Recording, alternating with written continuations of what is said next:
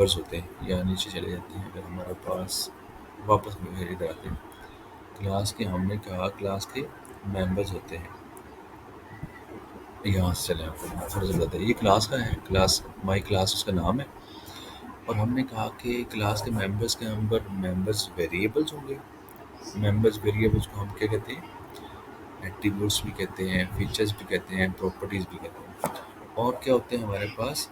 Members methods होते हैं। Members methods, method का कोई भी नाम हो सकता है।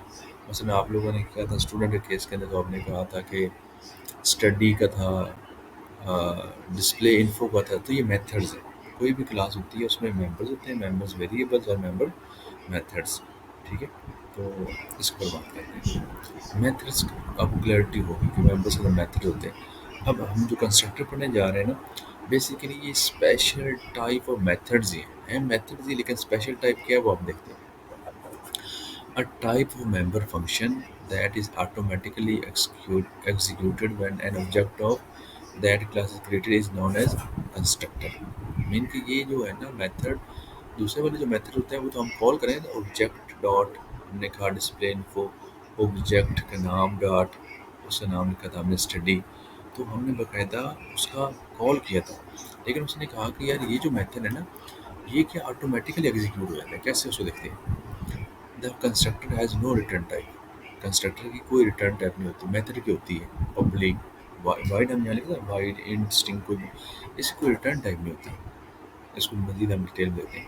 Has same name that of class name, और इस कंस्ट्रक्टर का नाम क्या होगा? जो क्लास का नाम होगा। The constructor can work as a normal function but it can not return any value. Value return नहीं करता, जैसे ये ऊपर लिखा हुआ था। It is normally defined in classes to initialise data members. अच्छा, ऑब्जेक्टिव क्या है इनका? कि डाटा मेंबर्स को इनिशियलाइज करना। किसका ऑब्जेक्टिव है? कंस्ट्रक्टर्स का। मैं ज़रा एक पॉइंटर भी ले लेता हूँ। जो कंस्ट्रक्टर्स ऑब्जेक्टिव है वो क्या है? कि डाटा मेंबर को इनिशियलाइज करना। क्लास के जो डाटा मेंबर्स हैं, प्रॉपर्टीज उनको इनिशियलाइज करने के लिए। Automatic initialization is carried out using a special member function called a constructor without requiring a separate call to a member function। इनके कोई स्पेशल हमें कॉल नहीं करनी पड़ती, ऑटोमेटिक कॉल होता है। Constructor invoke automatically when an object of a class is created. जब एक क्लास का ऑब्जेक्ट बनेगा ना, ठीक है, तो ऑटोमेटिक कॉल होता है। इसको देखते हैं। अच्छा, होता क्या है बेसिकली, ये कैसे कंस्ट्रक्टर बनता कैसे? A constructor is a block of code similar to a method. Method और कंस्ट्रक्टर ब्लॉक ऑफ कोड ही होते हैं। That's called when an instance of an object is created. जब इंस्टेंस और ऑब्जेक्ट सेम चीज़ है। Instance of an object is created mean कि यहाँ पर सॉरी टाइप ऑफ मिस्टेक है, यहाँ पर जैसे instance of a class is created. जब भी क्लास ऑब्जेक्ट बनेगा या इंस्टेंस बनेगा, ये कॉल हो जाता है। अच्छा, इसको डिफाइन कैसे करते हैं, बनाते कैसे? क्लास बनानी होती थी, हमें पता था कि हम क्या करते हैं, क्लास कीवर्ड यूज़ करते हैं। कंस्ट्रक्टर बनाना होता है तो क्या करते हैं, क्लास का जो नाम होता है वो मेथड का नाम भी वही होता है। और यहाँ पर देखिएगा इसके पीछे कोई रिटर्न टाइप नहीं है, यहाँ पर पीछे कोई पब्लिक वाइड या इंटरेस्टिंग नहीं, जस्ट क्लास का नाम, ठीक है। अच्छा, डिफ़ॉल्ट कंस्ट्रक्टर होता है और पैरामीटराइज कंस्ट्रक्टर, टू टाइप्स होती हैं कंस्ट्रक्टर की। अच्छा, हम पहले पढ़ रहे हैं डिफ़ॉल्ट कंस्ट्रक्टर। डिफ़ॉल्ट कंस्ट्रक्टर में और पैरामीटर कंस्ट्रक्टर में क्या डिफरेंस है या क्या कंपैरिजन है, ये अक्सर पूछा जाता है या टेक्निकल इंटरव्यूज़ के अंदर ना, अभी डिफ़ॉल्ट कंस्ट्रक्टर क्या चीज़ है और पैरामीटर कंस्ट्रक्टर क्या चीज़ है। अच्छा, डिफ़ॉल्ट कंस्ट्रक्टर की डेफिनेशन क्या है? A constructor that has a no parameter is called a default constructor. अच्छा, Java automatically provides a default constructor if no other constructors are defined। Mean के जब हम कंस्ट्रक्टर बनाएंगे, जैसा कि यहाँ पर आप आएँ तो यहाँ पर देखिएगा क्लास का नाम माई क्लास, यहाँ पर हमने मेथड बनाया है माई क्लास, मीन कि जो क्लास का नाम था वही मेथड का नाम। यहाँ पर कोई पैरामीटर हमने पास नहीं किया, तो इसको क्या कहते हैं? इसको कहते हैं डिफ़ॉल्ट कंस्ट्रक्टर। ठीक है, ये कब कॉल होता है? जो भी इस क्लास का ऑब्जेक्ट बनेगा या इंस्टेंस बनेगा, हमारे पास डिफ़ॉल्ट कंस्ट्रक्टर कॉल हो जाएगा। अगर हम ये डिफ़ॉल्ट कंस्ट्रक्टर नहीं बनाते तो जावा के अंदर ये ऑटोमेटिकली बन जाता है, वो कॉल हो जाता है बाय डिफ़ॉल्ट। तो उसके से क्या होता है कि जो हमारे मेंबर्स वेरिएबल होते हैं ना, मेंबर्स वेरिएबल, उनको डिफ़ॉल्ट वैल्यू हम असाइन करते हैं। डिफ़ॉल्ट वैल्यू क्या मतलब, इंट को 0, स्ट्रिंग को नल, और डबल को 0.0। मीन को डिपेंड करता है, वो आप मर्ज़ी भी जो भी देना चाहें। इसको हम प्रैक्टिस भी करते हैं। क्लास नाम क्या था? My class. अब इस क्लास का हमने ऑब्जेक्ट बनाना है। माई क्लास ऑब्जेक्ट का नाम, वेरिएबल के जो भी नाम रखना है, equal to new my class. तो ये क्या होगा, जो ही हम ये बनाएंगे, ये हमने ऑब्जेक्ट बनाया है, ये हमने इंस्टेंस बनाया है, तो हमारा ऑटोमेटिकली माई क्लास का डिफ़ॉल्ट कंस्ट्रक्टर कॉल हो जाएगा। ठीक है। अच्छा, अब चलते हैं पैरामीटराइज्ड कंस्ट्रक्टर। वो कहता है a constructor that accepts arguments to initialise an object is called a parameterised constructor. Allow sitting setting initial values of object attributes. यहाँ पर दोबारा देखिए नीचे, क्लास वही मेरी माई क्लास ही है। इसके अंदर एक वेरिएबल है, इसको हम क्या कहते हैं, एट्रीब्यूट्स भी कहते हैं, एक्स उसका नाम है। वो कहता है यार जो आपने एक तो ये मेथड बनाया है, क्या बनाया है? मेथड। लेकिन क्योंकि मेथड का नाम वही है जो कि क्लास का नाम है, तो इसका मतलब है ये मेथड अब स्पेशल टाइप मेथड होगा। स्पेशल टाइप मेथड से क्या बनाता है, कोई हमारे पास बन गया हुआ है कंस्ट्रक्टर। लेकिन क्योंकि ये क्या कर रहा है, कोई यहाँ पर पैरामीटर ले रहा है, तो इसलिए ये क्या होगा, ऊपर लिखा हुआ भी है पैरामीटराइज कंस्ट्रक्टर होगा। और हमने ये कहा है जो कंस्ट्रक्टर बनाते हैं वो किस लिए बनाते हैं, जो यहाँ पर क्लास के मेंबर्स होते हैं ना, एट्रीब्यूट्स होते हैं, फीचर्स होते हैं, मेंबर्स वेरिएबल होते हैं, उनको इनिशियलाइज करने के लिए हम बनाते हैं। ठीक है। एक्स इक्वल टू एक्स, ये वाला मेंबर, और किससे हम इनिशियलाइज कर रहे हैं, जो कि हमने ये वाली वैल्यू जो हम कहीं से पास कर रहे हैं वो हम देखते हैं। अब इस क्लास का हमने बनाया ऑब्जेक्ट। ज़ाहिर सी बात है, किसी क्लास के मेंबर्स को एक्सेस करना होगा तो उसका ऑब्जेक्ट बनाना पड़ेगा। अब एक हमने ऑब्जेक्ट बनाया है my class OBJ equal to, मैं होपफुली आपको ऑब्जेक्ट बनाना तो आ गया होगा। कैसे ऑब्जेक्ट बनाते हैं, क्लास का नाम होता है और वेरिएबल का नाम होता है इक्वल टू। न्यू का कीवर्ड क्या करता है, न्यू का keyword basically dynamic memory allocate करता है। कितना करता है, जितना इस क्लास के मेंबर्स वेरिएबल्स की स्पेस होती है। अच्छा, जो हमने क्या यहाँ पर पास किया, 10 वैल्यू पास की। अच्छा, आर्गूमेंट्स के अंदर और पैरामीटर्स के अंदर डिफरेंस होता है। जो यहाँ से हम एक्चुअल वैल्यू पास करते हैं ना, ये होते हैं हमारे पास आर्गूमेंट्स। इनको एक्चुअल पैरामीटर भी कहते हैं। और जो यहाँ पर हम जब मेथड बनाते हैं, वहाँ पर जो वैल्यूज डिफाइन करते हुए लेते हैं, इनको कहते हैं फॉर्मल पैरामीटर्स या वैसे पैरामीटर्स कहते हैं। ठीक है। तो ये प्लीज़ याद रखिएगा, आर्गूमेंट्स के अंदर और पैरामीटर्स के अंदर क्या डिफरेंस है, तो ये आपसे पूछा जा सकता है। ठीक है। अच्छा जी, तो यहाँ से हमने कोई वैल्यू पास की है, इसका मतलब है कोई पैरामीटर पास किया, तो इस क्लास से आप क्या कॉल होगा, पैरामीटराइज कंस्ट्रक्टर कॉल होगा। तो ये है यहाँ से, इसको हम कोड से भी देखते हैं। अच्छा, अब बताएं कंस्ट्रक्टर ओवरलोडिंग। कंस्ट्रक्टर ओवरलोडिंग, ये इसका हमें से आगे आएगा, मेथड ओवरलोडिंग क्या होती है, लेकिन हम यहाँ पर भी देख लेते हैं। ओवरलोड होना मीन के स्टूडेंट्स अगर एक क्लास के अंदर एक से ज़्यादा कंस्ट्रक्टर होना, तो उनको कंस्ट्रक्टर ओवरलोडिंग कहते हैं। यहाँ पर आ जाए, क्लास का नाम क्या है जी, माई क्लास। ठीक हो गया। यहाँ पर कितने मेथड है, माई क्लास एक मेथड, माई क्लास दूसरा मेथड, माई क्लास तीसरा मेथड। तो कितने हमारे पास मेथड हैं, लेकिन ये क्या है, स्पेशल मेथड्स हैं, क्योंकि जो क्लास का नाम है वही मेथड का नाम है। तो इस वाले तो ये कंस्ट्रक्टर्स हो गए। इस वाले के अंदर कोई पैरामीटर नहीं है, तो इसके लिए क्या होगा, डिफ़ॉल्ट कंस्ट्रक्टर। तो डिफ़ॉल्ट कंस्ट्रक्टर में हम क्या कहते हैं, डिफ़ॉल्ट वैल्यू देते हैं। इंट की वैल्यू जो एक्स थी हमने उसको 0 दे दिया, वाई को हमने कोई डिफ़ॉल्ट वैल्यू 0 नल दे दें, डिफ़ॉल्ट दे दें, स्ट्रिंग दे दें, कोई भी चीज़ दे देते हैं। अच्छा, parameterise constructor with one parameter. अब यहाँ पर ये एक पैरामीटर हो या एक से ज़्यादा पैरामीटर्स हो, तो वो होता है पैरामीटराइज कंस्ट्रक्टर। इसके अंदर एक वैल्यू हमने पास की है, तो वन पैरामीटर कंस्ट्रक्टर हो गया, एक्स इक्वल टू वैल्यू है। और यहाँ पर हमने किया माई क्लास इंट वैल, एक वैल्यू इंटीजर टाइप की है, दूसरी स्ट्रिंग टाइप की है। मीन के ये जो बेसिकली ऑब्जेक्टिव था ना कि इसको इनिशियलाइज करना है, एक्स इक्वल टू ये वाली वैल्यू और वाई इक्वल टू स्ट्रिंग। तो कंस्ट्रक्टर ओवरलोडिंग की होपफुली आप समझ आई होगी कि क्या कंस्ट्रक्टर ओवरलोडिंग होते हैं कि अगर एक क्लास के अंदर एक से ज़्यादा कंस्ट्रक्टर हों, उसको कंस्ट्रक्टर ओवरलोडिंग कहते हैं। तो यहाँ पर 1, 2, 3 कंस्ट्रक्टर थे हमारे पास। एक हमारे पास डिफ़ॉल्ट है, दूसरे पैरामीटराइज़्ड कंस्ट्रक्टर है, ठीक है? तो ये कंस्ट्रक्टर ओवरलोडिंग। और यहाँ पर अगर आप देखें कि हमारे पास ये जो पिछले कंस्ट्रक्टर में कौन सा कॉल होगा, यहाँ पर जब आप ऑब्जेक्ट बनाते हैं ना तब पता चलता है। यहाँ पर आपने कोई इस जब ऑब्जेक्ट बनाया था मेन क्लास के अंदर, तो यहाँ पर कोई पैरामीटर पास नहीं किया, तो इसका मतलब कौन सा कॉल होगा? डिफ़ॉल्ट कंस्ट्रक्टर कॉल होगा। यहाँ पर आपने 10 दिया है, इसका मतलब हमारे पास पैरामीटराइज़ कंस्ट्रक्टर कॉल होगा, लेकिन जिसके अंदर क्या वैल्यू दी हुई है? इंटीजर वैल्यू दी हुई है, तो हमारे पास ये वाला कॉल होगा, ये वाला। और यहाँ पर आपने 20 भी दे दिया हुआ है और साथ स्ट्रिंग भी दे दी हुई है, तो इसका मतलब है हमारे पास ये वाला कॉल होगा, ठीक है? अच्छा, नेक्स्ट हमारे पास आता है आसान सा, ये भी परेशान नहीं होना आप लोगों ने, कंस्ट्रक्टर चेनिंग इन जावा। कंस्ट्रक्टर चेन, जिसमें चेन बढ़ रही। क्या मतलब चेन? कि एक हम क्या कहते हैं कंस्ट्रक्टर कॉल करते हैं और उस कंस्ट्रक्टर से दूसरा कंस्ट्रक्टर कॉल होता है, तो ये चेन बनती है। हमने डिफ़ॉल्ट कंस्ट्रक्टर यहाँ पर अगर देखें हम लोग, तो हमारे पास एक क्लास है जिसका नाम माई क्लास है। उसके अंदर हमने एक माई क्लास का डिफ़ॉल्ट कंस्ट्रक्टर बनाया है क्योंकि इसके अंदर कोई पैरामीटर नहीं है। यहाँ पर नीचे हमने एक पैरामीटराइज़्ड कंस्ट्रक्टर बनाया है, ठीक है?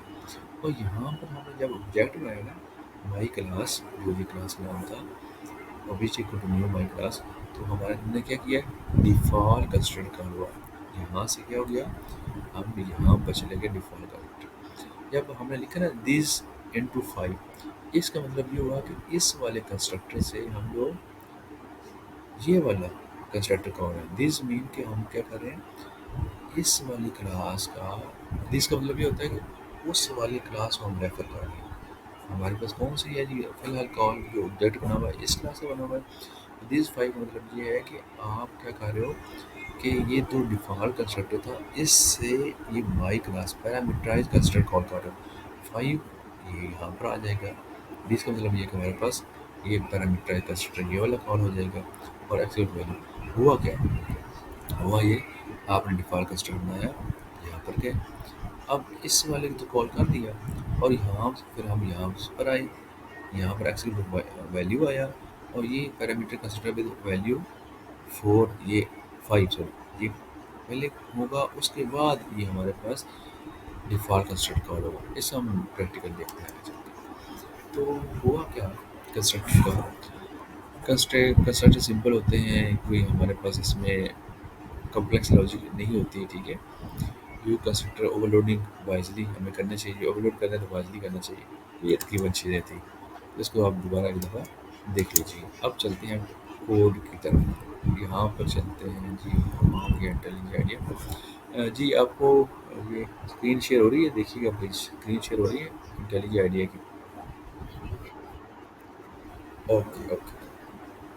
अच्छा, यहाँ पर ना मैंने एक क्लास 4 का यहाँ पर ये मैं ना आपके साथ एक कोड भी शेयर कर दूँगा। मैंने क्लास 4 का एक पैकेज बनाया है, ठीक है? पैकेज कैसे बनाते हैं? आपने यहाँ पर राइट क्लिक करना है सोर्स के ऊपर, ये सोर्स के ऊपर राइट क्लिक करें और यहाँ पर आप चले जाएँ पैकेज के अंदर। यहाँ पर आप उसका नाम दे दें, हम कहते हैं जी क्लास, चलो कल 5 है, लेकिन इसमें स्पेस नहीं होती, ये याद रखना है। क्लास 5 मैंने कह दिया। तो यहाँ देखिए कि आपके पास एक क्लास बन गई, सॉरी पैकेज बन गया। इसके अंदर कोई फाइल बनानी है हम लोगों ने, तो आप इजीली इस पर राइट क्लिक करें। राइट क्लिक करके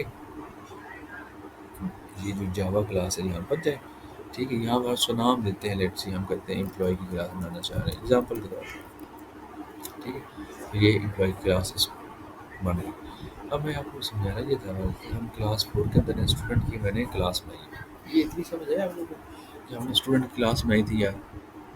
उसके बाद हमने स्ट्रिंग नेम था, एज थी, कोर्स था, सीजीपीए था। ये हमारे पास एट्रीब्यूट्स है। अब ये एट्रीब्यूट्स थे क्लास के एट्रीब्यूट्स थे। उसके बाद हम लोगों ने डिस्प्ले इन्फो का मेथड बनाया था। डिस्प्ले इन्फो, यहाँ पर इसको लेना इन्फो, डिस्प्ले इन्फो का मेथड बनाया था।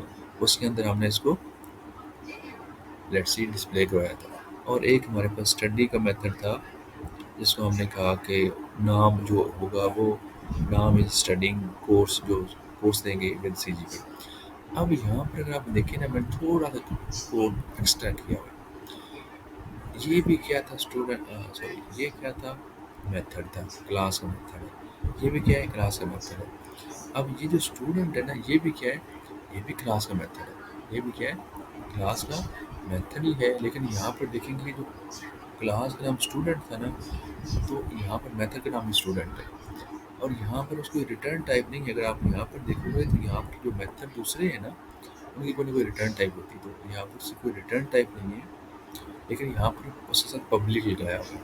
अगर हम पब्लिक नहीं लगाते, लेट्स से मैंने यहाँ से हटा दिया है, तो मैं बताता हूँ कि मसला क्या होता है। यहाँ पर देखो, हमने इसके साथ पब्लिक लगाया हुआ है, यहाँ पर पब्लिक लगाया हुआ है। जब किसी क्लास के ये मसला, लेट्स से हमारे पास ये है ना, नेम, एज, सीजीपी, ये हमारे पास जो है ना, ये क्या है, इनके साथ डिफ़ॉल्ट कंस्ट्रक्टर क्या होगा, डिफ़ॉल्ट हमारे पास होगा। क्या होगा, इनके साथ डिफ़ॉल्ट एक्सेस स्पेसिफायर होगा। और डिफ़ॉल्ट एक्सेस स्पेसिफायर है ना, तो ये आप किसी दूसरी क्लास के मीन, अगर हम यहाँ पर देखें कि यहाँ पर कार, मेन, यूनिवर्सिटी स्टूडेंट, ये एक ही पैकेज के अंदर है। ये क्या है, एक पैकेज है। और ये जो हम चले गए ना क्लास 4 के अंदर और ये स्टूडेंट के अंदर, ये एक अलग से पैकेज बनाया है। तो मीन के अगर हम यहाँ पर कुछ भी ना दें, इनके एक्सेस स्पेसिफायर क्लास के वेरिएबल के साथ कोई मेंशन ना करें, पब्लिक ना करें, इसको हमने डिटेल डिस्कशन है इसके ऊपर, ठीक है। बस थोड़ा मैं समझा देता हूँ। इसके साथ कुछ भी ना लिखें, पब्लिक ना लिखें, प्राइवेट ना लिखें, प्रोटेक्टेड ना लिखें, तो क्या डिफ़ॉल्ट एक्सेस स्पेसिफायर होता है। और डिफ़ॉल्ट एक्सेस स्पेसिफायर क्या होता है, within same package access हो जाता है, किसी दूसरे पैकेज से एक्सेस नहीं होता। तो इसलिए अभी आप देखिएगा कि इसको हमने इसके साथ जो है ना पब्लिक में लगा रहा हूँ, क्योंकि मुझे एक्सेस करना है ये दूसरे पैकेज मेन से। पब्लिक और स्टूडेंट का एस कैपिटल है, ठीक है जी। अच्छा, तो ये कौन सा कंस्ट्रक्टर बन गया, इसमें कोई पैरामीटर नहीं है, तो ये हमारा डिफ़ॉल्ट कंस्ट्रक्टर है। मैंने यहाँ पर मैंने डिफ़ॉल्ट वैल्यूज़ दी हैं। मीन ये नेम को मैंने इनिशियलाइज़ कर दिया अननोन से, एज को इनिशियलाइज़ कर दिया 0 से, कोर्स को इनिशियलाइज़ कर दिया नॉट साइन से, सीजीपी को 0.0 से। ये मेरे पास डिफ़ॉल्ट कंस्ट्रक्टर है। इसी तरीके से मैंने यहाँ पर एक और क्या बनाया है, कंस्ट्रक्टर बनाया है। लेकिन यहाँ पर क्या है कि इस वाले जो आर्गो ये है ना, जो वेरिएबल्स हैं हमारे पास, एट्रीब्यूट्स हैं, इनको अब इनिशियलाइज़ करना है। तो मैंने नेम को पास कर दिया है, एज का पास कर दिया है, कोर्स है, सीजीपी है। तो this dot name equal to ये, दिस डॉट एज को। अब आप ये ज़हन में आया, यार ये सर ने दिस क्यों लगाया हुआ है, नेम इक्वल नेम ही तो हो सकता था ना। ये मसलन मैं ये कहता, ये नेम कौन से वाला है जी, अब ये कन्फ्यूजन होगी। नेम की बात, हम ये वाला नेम की बात कर रहे हैं, ये इस वाले नेम की बात कर रहे हैं। हम ये चाह रहे हैं कि ये वाला जो नेम है ना, ये इनिशियलाइज हो इस वाले वैल्यू के साथ। तो हमें इसलिए हम कहते हैं कि दिस का मतलब ये है, दिस का मतलब ये है कि इस क्लास का जो एट्रीब्यूट है ना, दिस का मतलब ये उस क्लास को रेफर करता है। इस क्लास का जो नेम है ना, वो इस वाले नेम से इनिशियलाइज होता है, ठीक है जी। दिस द नेम मीन के ये वाली वैल्यू इससे इनिशियलाइज, एज की जो ये वाली है वो इससे इनिशियलाइज हो जाए, कोर्स की वैल्यू इससे इनिशियलाइज हो जाए, और सी जी पी की इससे इनिशियलाइज हो जाए, ठीक है। अब चलते हैं जी हम लोग मेन मेथड की तरफ। ये हमारा मेन मेथड था। यहाँ पर टाइपो मिस्टेक कर सकते मेन के, अगर मैं इसको ख़त्म कर दूँ, मैं दोबारा लिखूँ, हमारे पास टाइम थोड़ा सा कम होता है, जिसकी वजह से ना क्लास का नाम क्या है जी, हमने बनाना है ऑब्जेक्ट स्टूडेंट का। इस वाले स्टूडेंट का ऑब्जेक्ट बनाना है। तो क्या कहते हैं क्लास का नाम, क्लास का नाम क्या था, अगर हम यहाँ पर जाएँ तो स्टूडेंट है क्लास का नाम। हम लिखेंगे स्टूडेंट, ठीक है, स्टूडेंट, उसका नाम लेट्स ये वेरिएबल का नाम मैं स्टूडेंट 1 कर रहा हूँ। स्टूडेंट 1 इक्वल टू न्यू का कीवर्ड स्टूडेंट, ठीक है, और ये खत्म, कैंसिल। अब क्या होगा कि मैंने तो जस्ट स्टूडेंट 1 किया है, तो हमने ये कहा था कि जो कंस्ट्रक्टर होता है ना, इनका फ़ायदा क्या है कि ये ऑटोमेटिकली कॉल हो जाते हैं। इसका मतलब ये है कि ऑटोमेटिकली, तो यहाँ पर ऑटोमेटिकली जो डिफ़ॉल्ट कंस्ट्रक्टर ना, ये कॉल होता है। क्या होता है, डिफ़ॉल्ट कंस्ट्रक्टर। मीन के अगर ये कॉल हो गया तो हम क्या करते हैं, स्टूडेंट 1 डॉट डिस्प्ले इन्फो करते हैं। क्या होता है, तो जो स्टूडेंट 1 है डॉट स्टडी का देख लेते हैं क्या करता है। तो ये इसको रन करके चेक कर लेते हैं।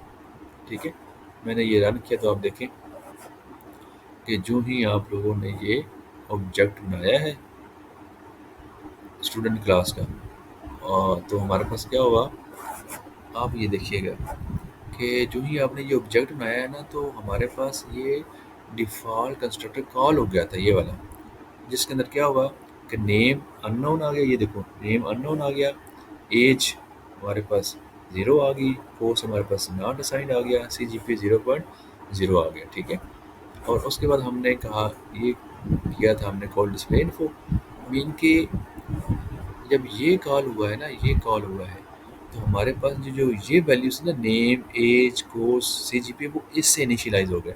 और जब हमने उसको कहा कि यार वो करो, यहाँ पे देखिए unknown is studying not assigned with CGPA।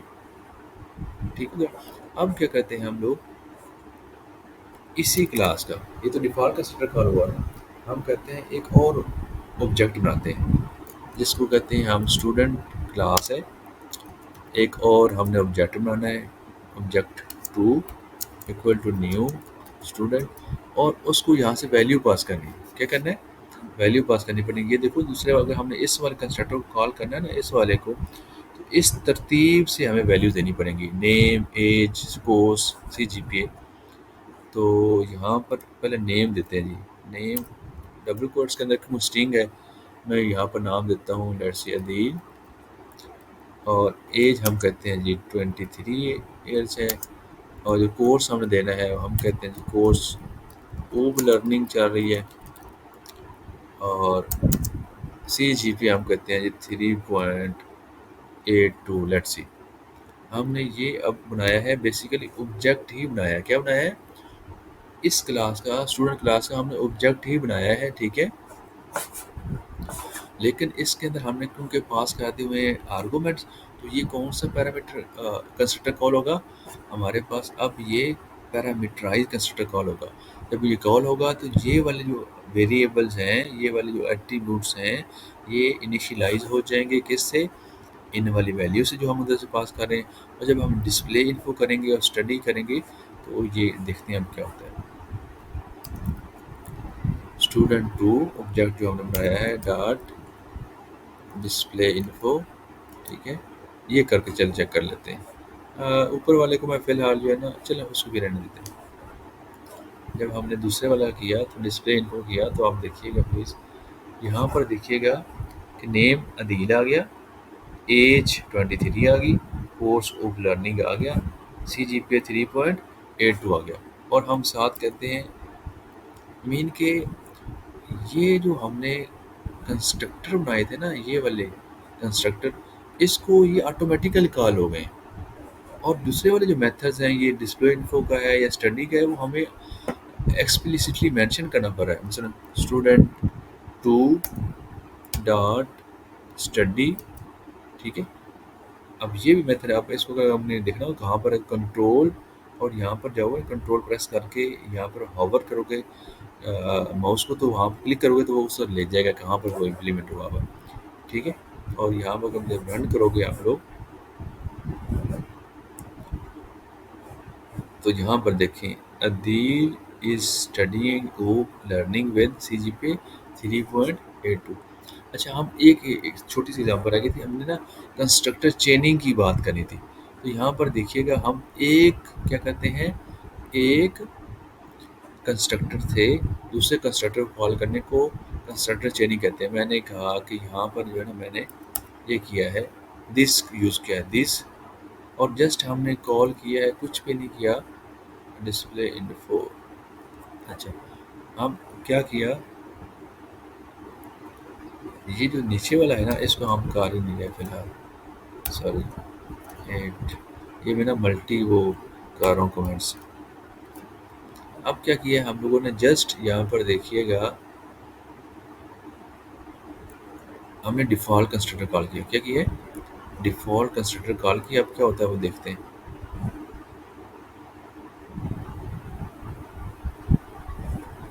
अच्छा जी, देखिएगा जी, अब हमने यहाँ पर किया डिफ़ॉल्ट कंस्ट्रक्टर कॉल, जो ही ये ऑब्जेक्ट बना डिफ़ॉल्ट कंस्ट्रक्टर कॉल हुआ, वो यहाँ पर आ गया। अब जब हमने दिस किया ना, दिस, अब क्या हुआ कि ये इससे हमारे पास ये पैरामीटर कंस्ट्रक्टर कॉल हुआ। नेम, एज, कोर्स, सीजीपीए ये इनिशियलाइज़ हो गया किससे? इस वाली वैल्यू से। फिर हमने क्या कॉल किया जी? यहाँ पर देखिएगा, यहाँ पर डिस्प्ले इन्फो का। अब ना उसी क्लास के अगर उसके मेथड को कॉल करना हो ना, तो हमें फिर उसका ऑब्जेक्ट बनाने की ज़रूरत नहीं है। मतलब स्टूडेंट के अंदर ये डिस्प्ले इन्फो का हमने मेथड बनाया हुआ है, ये वाला डिस्प्ले इन्फो। हमने जस्ट क्या किया? डिस्प्ले इन्फो किया। तो यहाँ पर जाएगा, तो वो नेम बताएगा कि नेम क्या है, ठीक है? नेम रहमत है, हमदल एज उसकी 35 है, कोर्स डेटाबेस है, लेट्स सी, और सीजीपीए इतना है। ये हो गया। अब वहाँ से वापस आ गया। अब दोबारा उसने क्या किया? नेम, एज, कोर्स और सीजीपीए को क्या कर दिया उसने? इनसे ओवरराइड कर दिया अननोन से। अब उस समय जब करेगा, वो कॉल करेगा डिस्प्ले इन्फो को, तो ये फिर आएगा नेम, ये आ जाएगा, कोर्स नॉट असाइंड आ जाएगा, एज 0 आ जाएगी, सीजीपीए। और जब हम करेंगे स्टडी, तो फिर अगर हमारे पास अननोन स्टडी मीन कि अगर मैं इसको रिवाइज करूँ, तो आज हम लोगों ने कंस्ट्रक्टर पढ़े हैं, जो कि special type of members methods ही हैं। जो क्लास का नाम होगा वो मेथड का नाम होगा, इसलिए हम क्या कहते हैं? कंस्ट्रक्टर कहते हैं। ऑब्जेक्टिव इसका क्या है कि क्लास के मेंबर्स वेरिएबल्स को, एट्रीब्यूट्स को इनिशियलाइज कहते हैं। ये ऑटोमेटिक कॉल का हो जाते हैं। इनकी थ्री टाइप्स है बेसिकली। डिफ़ॉल्ट कंस्ट्रक्टर है, पैरामीटराइज्ड कंस्ट्रक्टर है, और कॉपी कंस्ट्रक्टर है। कंस्ट्रक्टर ओवरलोडिंग क्या होती है? ये कंस्ट्रक्टर ओवरलोडिंग है। अगर एक से ज़्यादा कंस्ट्रक्टर होंगे, एक ये है, एक ये है, तो ये हमारे पास कंस्ट्रक्टर ओवरलोडिंग है। कंस्ट्रक्टर चेनिंग क्या होती है कि एक कंस्ट्रक्टर से दूसरे कंस्ट्रक्टर को कॉल करने को कंस्ट्रक्टर चेनिंग कहते हैं। तो आज का लेक्चर हमारा इतना ही था। Thank you very much. किसी का क्वेश्चन है तो प्लीज़ पूछ लें।